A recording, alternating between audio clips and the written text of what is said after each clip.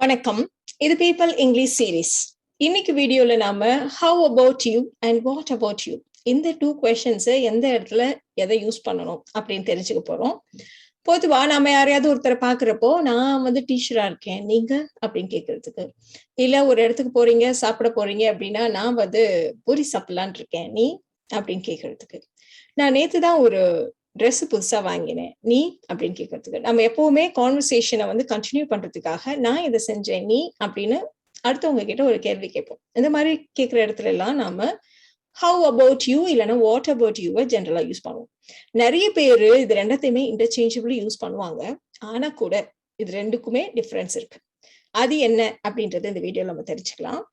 பொதுவா இந்த how about அப்படிங்கறத நாம வந்து ஃபீலிங்ஸ், எமோஷன்ஸ் இல்லைன்னா ஒருத்தவங்க கிட்ட அவங்களுடைய ஒப்பீனியன் என்ன, இதை பத்தி நீங்க என்ன நினைக்கிறீங்க, இந்த மாதிரி எல்லாம் கேட்கறதுக்கு நம்ம ஹவ் அபவுட்ங்கிற இந்த ஃப்ரேஸ், இந்த கொஸ்டின் நம்ம யூஸ் பண்ணுவோம். அதையே ஒருத்தங்க கிட்ட இருந்து நம்ம ஒரு ஆன்சரை எதிர்பார்க்கிறோம் அப்படின்னா அந்த இடத்துல நம்ம வாட் அபவுட்ங்கிற கொஸ்டினை யூஸ் பண்ணுவோம். அதே மாதிரி பொருட்களை பத்தி பேசுறப்பையும் நம்ம இந்த வாட் அபவுட்ங்கிற கொஸ்டினை தான் யூஸ் பண்ணுவோம். இப்போ ஒருத்தவங்களை புதுசா பாக்குறீங்க, அவங்க வந்து ஹவ் ஆர் யூ அப்படின்னு கேக்குறாங்க, எப்படி இருக்கீங்க அப்படின்னு கேக்குறாங்க.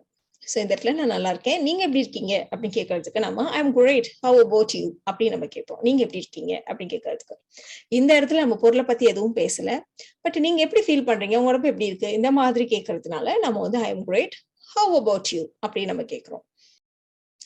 இப்போ நீங்க வீட்டுக்கு கிளம்புறீங்க ஆஃபீஸ்ல இருந்து, ஒரு ஃப்ரெண்ட்ட கேட்குறீங்க ஐ am going home have about you அப்படின்னா, நான் போறேன் நீயும் ஜாயின் பண்ணிக்கிறியா, யூ வாண்ட் லிஃப்ட், நான் இங்க வந்து எங்கேயாவது போய் உன்னை இறக்கி விடணுமா, இந்த மாதிரி எல்லாம் கேட்கறதுக்கு ஐ am going home have about you அப்படின்னு நம்ம கேட்போம்.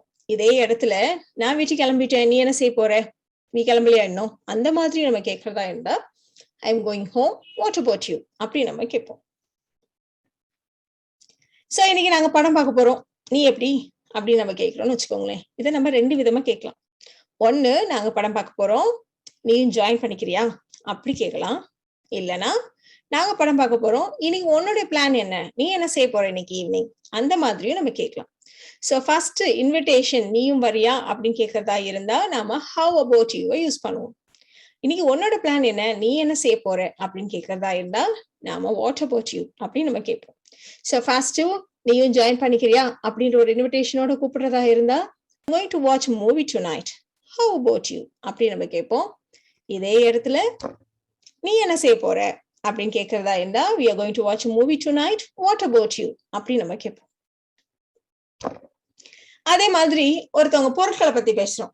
இன்னைக்கு வந்து எனக்கு வந்து ஒரு புதுசா ஒரு வாட்ச் கிஃப்டா கிடைச்சிச்சு, உனக்கு என்ன கிடைச்சிச்சு அப்படின்னு கேட்கறப்பவே நம்ம பொருளை பத்தி பேசுறோம் ஒண்ணு. ரெண்டாவது, உனக்கு என்ன கிடைச்சிச்சு அப்படின்ற கேள்விக்கு அவங்க கிட்ட இருந்து ஒரு ஆன்சரை நம்ம எக்ஸ்பெக்ட் பண்றோம் இல்லையா. சோ இந்த மாதிரி இடத்துல எல்லாம் நம்ம வாட் அபவுட் யூவே தான் யூஸ் பண்ணணும். So I got a new watch as a gift what about you.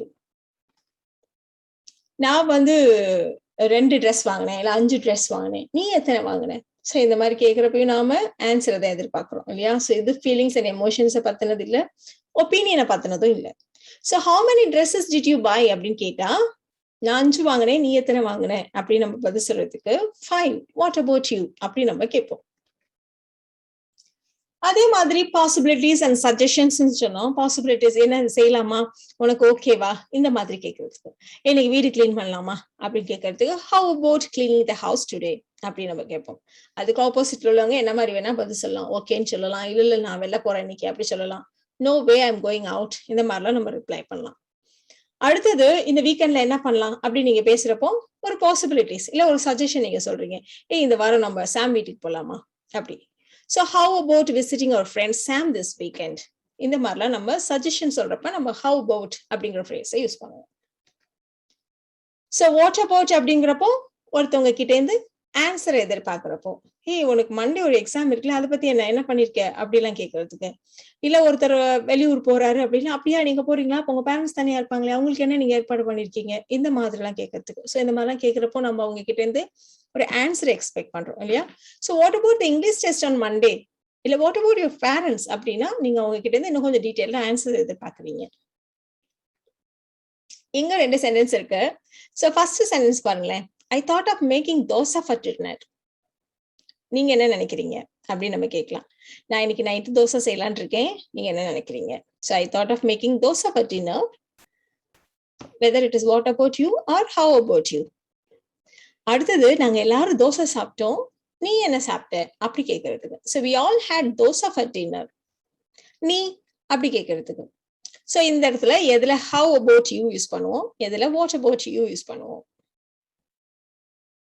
So first sentenceல நான் தோசை செய்யலான்னு இருக்கேன், நீங்க என்ன நினைக்கிறீங்கன்னு அடுத்தவங்களோட ஒப்பீனியனை நம்ம கேட்கிறோம். ஸோ வீட்டுல உள்ள ஒருத்தவங்க கிட்ட நான் தோசை செய்யலாமா, ஓகேவா உங்களுக்கு அப்படின்னு கேட்கறதா இருந்தா நம்ம அவங்க கிட்ட இருந்து ஒப்பீனியனை கேட்கிறோம் இல்லையா. ஸோ அந்த இடத்துல நாம ஹவ் அபவுட் யூ அப்படின்னு கேட்போம்.